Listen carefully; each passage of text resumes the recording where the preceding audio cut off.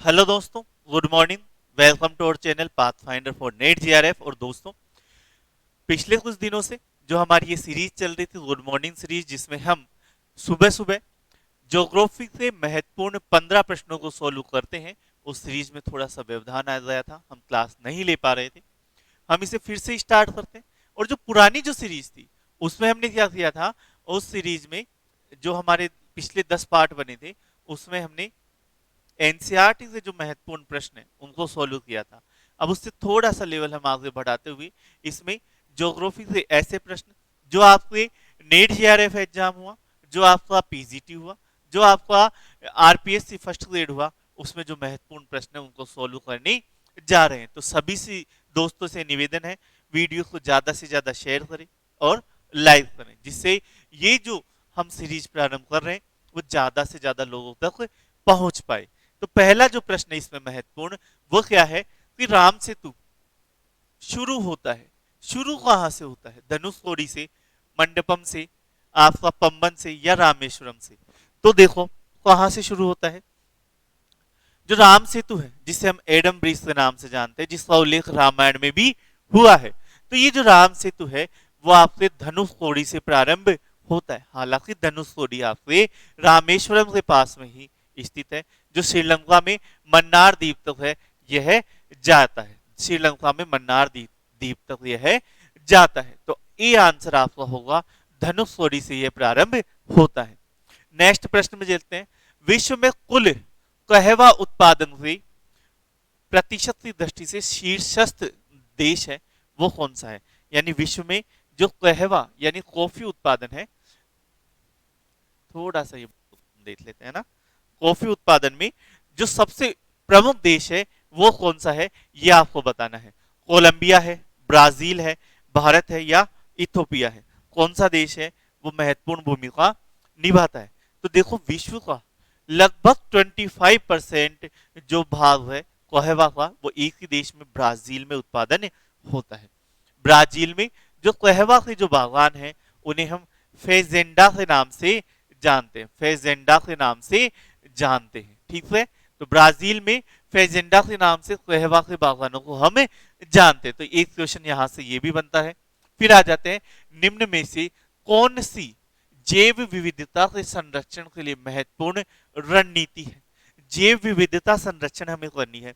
और देखो, जैव विविधता संरक्षण की बहुत सारी तकनीक है ना, उसमें से आपको ये 4 दी गई है, बताना है कौन से सबसे ज्यादा महत्वपूर्ण है। जैव मंडल रिजर्व, वनस्पति उद्यान, राष्ट्रीय पार्क और जंगली जंतु अभ्यारण्य। ऐसा नहीं है कि इनमें से कोई सी भी जैव विविधता को संरक्षण के लिए नहीं बनाई जाती। अब विविधता में, अब जैसे कोई जंतु उद्यान है तो वो सिर्फ एक जंतु के लिए बनाया जाता है, जैसे शेर के लिए टाइगर रिजर्व हो गया और कुछ हो गया, लेकिन ये सारे हैं वो संरक्षण के लिए, जैव विविधता संरक्षण के लिए बनाए जाते हैं। अब जैव विविधता संरक्षण की हम बात करें तो यह मुख्यतः 2 तरह से होता है। एक तो होता है इन सीटू और दूसरा होता है HC2। ये क्या है? इन सीटू यानी जहां पे कुछ जो जीव है उसे वहीं पर संरक्षण देना। जैसे आप है, आप जिस माहौल में पसंद करते हैं, जिस माहौल में रहना पसंद करते हैं, उसी माहौल में आपको रखकर वहीं पे आपको बड़ा करना, संरक्षण देना। ठीक है। HC2 क्या है? HC2 में यह होता है कि आपको वहां से उठाना, किसी लैब में ले जाना या चिड़ियाघर जिसे हम जू बोलते हैं वहां पे ले जाना और वहां पे उन्हें संरक्षित करना। तो इन सीटू यानी जहां पे आप है वहीं पे संरक्षण देना। और ये सारे हैं, ये चारों हैं वो इन सीटू के उदाहरण है। HC2 यानी लैब हो गया कोई, ये आपका वन जू हो गया, है ना, चिड़ियाघर जिसे हम बोलते हैं, तो वो इसमें शामिल होते हैं। अब इन चारों में जो सबसे बेस्ट है वो कौन सा आ जाएगा? जैव मंडल रिजर्व, वो सबसे बेस्ट है। उसमें ज्यादा से ज्यादा हम इसमें शामिल करते हैं जैव विविधताओं को और उनका संरक्षण करने का प्रयास करते हैं। फिर आ जाता है अम्ल वर्षा, निम्नांकित द्वारा वायु प्रदूषण के कारण होती है। वायु प्रदूषण की वजह से होती है अम्ल वर्षा, लेकिन वो कौन सा वायु प्रदूषण है? हवा में वो कौन सी गैस है जो ज्यादा घुलती है, जिस वजह से अम्ल वर्षा होती है। कार्बन डाइऑक्साइड है, कार्बन मोनोऑक्साइड है, मीथेन है, नाइट्रस ऑक्साइड और सल्फर डाइऑक्साइड। तो वायु प्रदूषण की वजह से ही होता है।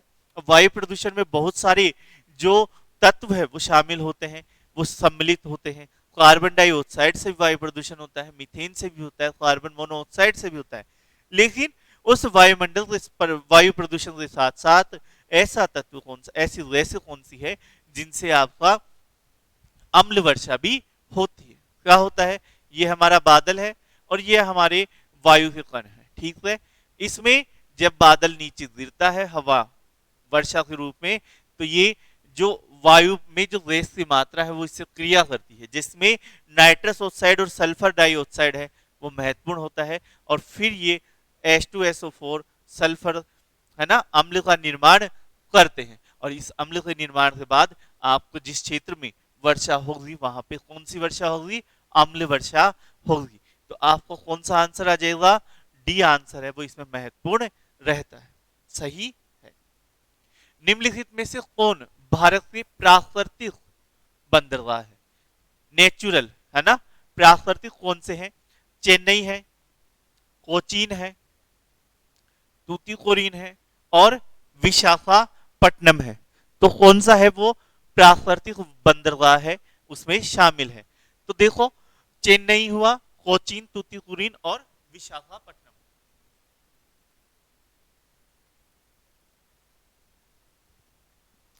आपका चेन्नई है वो तमिलनाडु में है, कृत्रिम बंदरगाह है। और तूतीकोरिन है वो भी कैसा है? ये केरल में पड़ता है, कृत्रिम बंदरगाह है। कोचीन है वो आपको कहां पे है? और ये प्राकृतिक है। साथ ही हम विशाखापट्टनम की बात करें तो वो किस में आएगा? आंध्र प्रदेश में। और ये कौन सा है? प्राकृतिक। तो आपका इसमें कौन सा पूछ रहा है, कृत्रिम या प्राकृतिक? प्राकृतिक। 2 और 4 आपका सही आंसर हो जाएगा, डी आंसर आपका सही रहेगा। नेक्स्ट आ जाएंगे, किस देश में बाजार आधारित लौह एवं इस्पात के कारखाने पाए जाते हैं? बाजार आधारित लौह इस्पात उद्योग वहां पर पाया जाता है। चीन हुआ, भारत हुआ, जापान हुआ या यूनाइटेड किंगडम हुआ? तो देखो, इसमें जो सही आंसर होगा वो कौन सा होगा? जापान। जापान में ही आपका जो बाजार आधारित लौह इस्पात उद्योग के कारखाने पाए जाते हैं। जापान ऐसा देश है जहां पे लौह इस्पात इतनी ऐसा जितनी मात्रा में नहीं मिलता है, पर वहां पे जो टेक्नोलॉजी है ना, जो इस्पात बनाने की टेक्नोलॉजी है, उससे इस्पात से जो मशीनें बनाने की टेक्नोलॉजी है उसमें वह उन्नत है। तो वहां पे क्या किया जाता है? भारत हुआ, ऑस्ट्रेलिया हुआ, इन देशों से लोहा आयात किया जाता है, मंगाया जाता है। और बाजारों में जब मंगाया जाता है, जो तटीय क्षेत्र है वहां से जो बाजार है, यानी जो मार्केट है, जो शहर है, वो भी जापान के तटीय क्षेत्रों में स्थित है।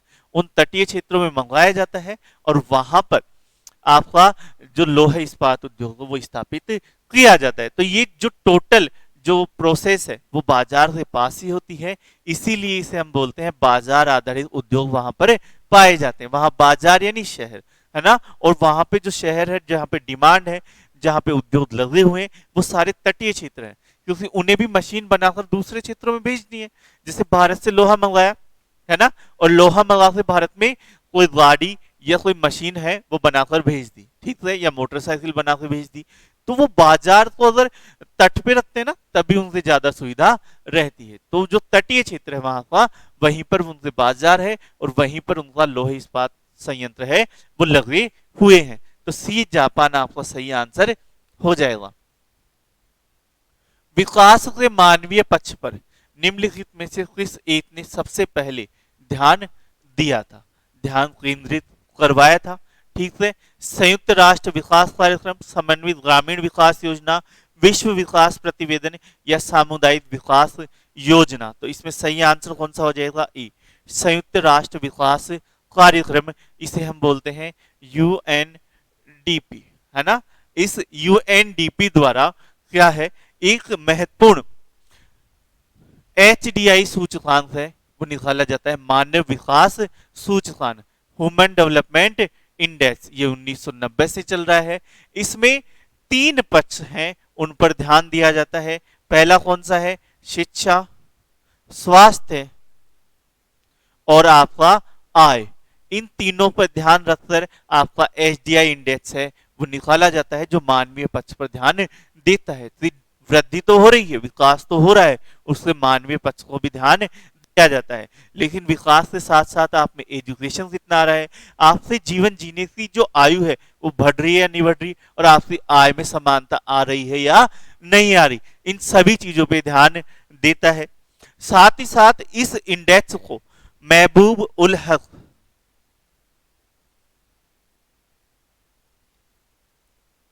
और अमर्त्य सेन,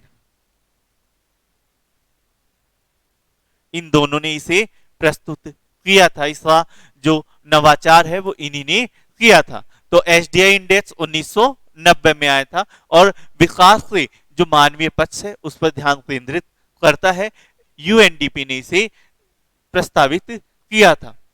उच्चावच दिखाने के लिए सबसे सही तरीका कौन सा है? जो नेक्स्ट क्वेश्चन है वो क्या बोलता है कि उच्चावच हमें दिखाना है और उच्चावच दिखाने के लिए सबसे बेस्ट जो तरीका है वो कौन सा है? समुच्च रेखा, रेखाच्छादन, रंगीन परत या पर्वतीय छाया विधि, है ना? तो कौन सा है वो सबसे बेस्ट तरीका है उच्चावच दर्शाने के लिए? तो इसमें सही आंसर कौन सा हो जाएगा दोस्तों?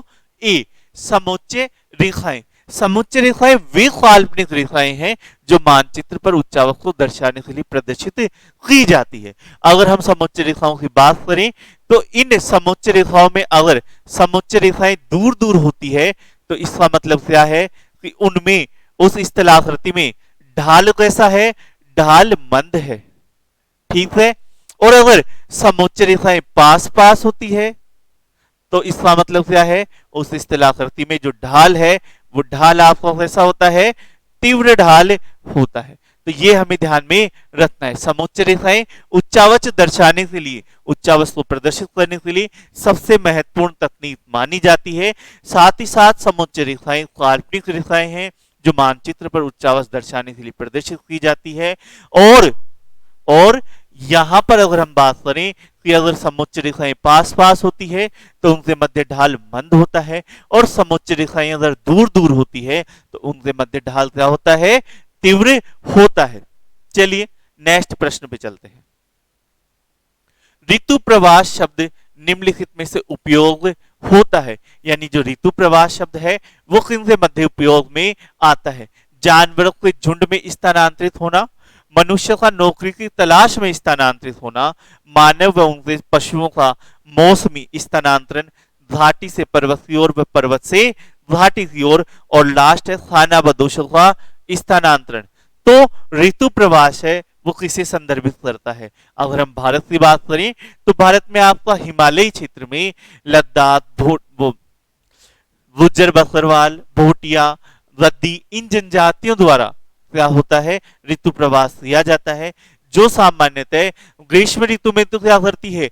पहाड़ों पे चली जाती है, और शीत ऋतु में घाटी में आ जाती है। तो ये ऋतु प्रवास सामान्यतः क्या होता है? मानव और उनके पशुओं का मौसमी स्थानांतरण होता है, जो घाटी से पर्वत की ओर और पर्वत से घाटी की ओर। जब हम बात करें घाटी से पर्वत की ओर तो वो जाया जाता है ग्रीष्म ऋतु में, गर्मियों के समय, ठीक है। और जब हम बात करें पर्वत से घाटी की ओर तो वो आता है शीत ऋतु में। अब आप बोलोगे सर गर्मियों में पर्वत पे जा रहे हैं, अरे तो गर्मी उस क्षेत्र में भी देखो, हिमालयी क्षेत्र में तो गर्मियों में ही जाओगे पर्वत पे, ठीक है। लेकिन अगर हिमालयी क्षेत्र में सर्दियों में पर्वत पे चले गए तो बर्फ में जम जाओगे, बर्फबारी भी तो होती है ना, तो ये भी हमें ध्यान में रखना है, ठीक है। तो ये जो प्रवास है भारत में पाया जाता है। ज्वालामुखी से सबसे अधिक कौन सी गैस है वो निकलती है? सबसे ज्यादा जलवाष्प, helium, sulphur dioxide, carbon dioxide, कौन सी गैस है वो सबसे ज्यादा वातावरण में फैलती है? ज्वालामुखी से। तो इसमें सही आंसर कौन सा होगा? इसमें सही आंसर आपका हो जाएगा कौन सा? जलवाष्प। जलवाष्प है वो ज्वालामुखी से सबसे ज्यादा निकलती है। और क्या होता है, जे अपना ज्वालामुखी, और इस ज्वालामुखी से जलवाष्प बाहर आई, बाहर आती है, ज्वालामुखी से निकलती है, तो गर्म होती है, गर्म होती है और फैलती है, ठीक है। लेकिन जैसे ही बाहर आती है, बाहर आते ही ठंडी हो जाती है, क्योंकि वातावरण से संपर्क में आती है, और वातावरण से संपर्क में आते ही वो ठंडी हो जाती है, और ठंडी होने के साथ ही क्या है, उसमें संतृप्तता आ जाती है, और संतृप्तता आते ही यहाँ पे क्या होता है, एक तरफ तो ज्वालामुखी विस्फोट हो रहा है, और दूसरी तरफ आपको क्या हो रहा है, मूसलाधार वर्षा हो रही है। तो यहाँ पे जब ज्वालामुखी विस्फोट होता है तो मूसलाधार वर्षा भी आपका यहाँ पे होता है। तो सबसे ज्यादा जलवाष्प है वो ज्वालामुखियों से निकलता है। चलिए नेक्स्ट पे चलते हैं। वायुमंडल की कौन सी परत दूरसंचार प्रणाली के लिए प्रयोग में आती है? शोभ मंडल, परिवर्तन मंडल के नाम से भी जिसे हम जानते हैं, ताप मंडल, समताप मंडल या आयन मंडल। कौन सी परत है जिसे हम संचार प्रणाली के लिए प्रयोग में लेते हैं? तो संचार प्रणाली के लिए दोस्तों हम आयन मंडल का प्रयोग में लेते हैं। कौन सी परत का? आयन मंडल का, जिससे रेडियो तरंगे टकराकर वापस पृथ्वी पर आ जाती है, और हम संचार की ऐसी व्यवस्था बनाते हैं जिसे हम दूर बैठे किसी व्यक्ति से भी वार्तालाप कर सकते हैं या बातें कर सकते हैं। फिर आ जाते हैं, किस कृषि क्षेत्र में छोटे क्षेत्रों में अधिक मानव श्रम की आवश्यकता होती है?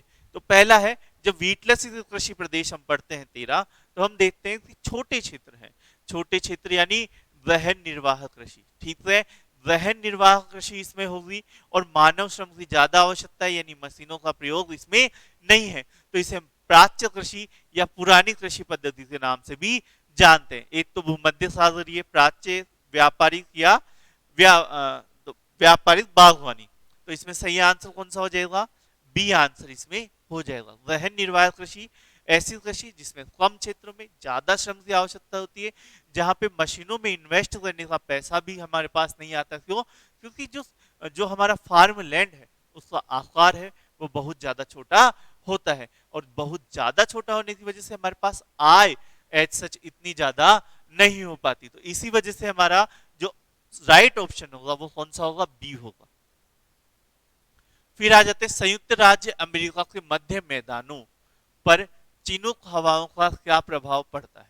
चिनूक हवाएं आपका यूएसए में है ना, रॉकी पर्वत जो है उस रॉकी पर्वत से आती है, और नीचे उतरते हुए इस पूरे मैदान पर प्रवेश कर जाती है, ठीक है। उस पूरे मैदान जो आपका प्रेरीज का जो पूरा मैदान है उसमें ये हवाएं हैं वो गमन करती है। शीतकाल में यह बहती है, तो ये कैसी हवाएं होती है? ऊपर से नीचे आ रही है, तो ये कैसी हवाएं रहती है? गर्म हवाएं रहती है। इनकी दिशा किस तरफ है? पूर्व की तरफ है, पूर्व की तरफ बहते हुए इस मैदानों में जाती है। गर्म हवाएं हैं, पूर्व की तरफ बहती है, बर्फ को पिघला देती है, फसल के लिए अच्छी रहती है। तो ये जाड़े का तापमान बढ़ा देती है, गर्मी का तापमान कम कर देती है। तो इसमें सही आंसर कौन सा हो जाएगा? ए आंसर इसमें सही रहेगा, जाड़े का तापमान यह है बढ़ा देती है।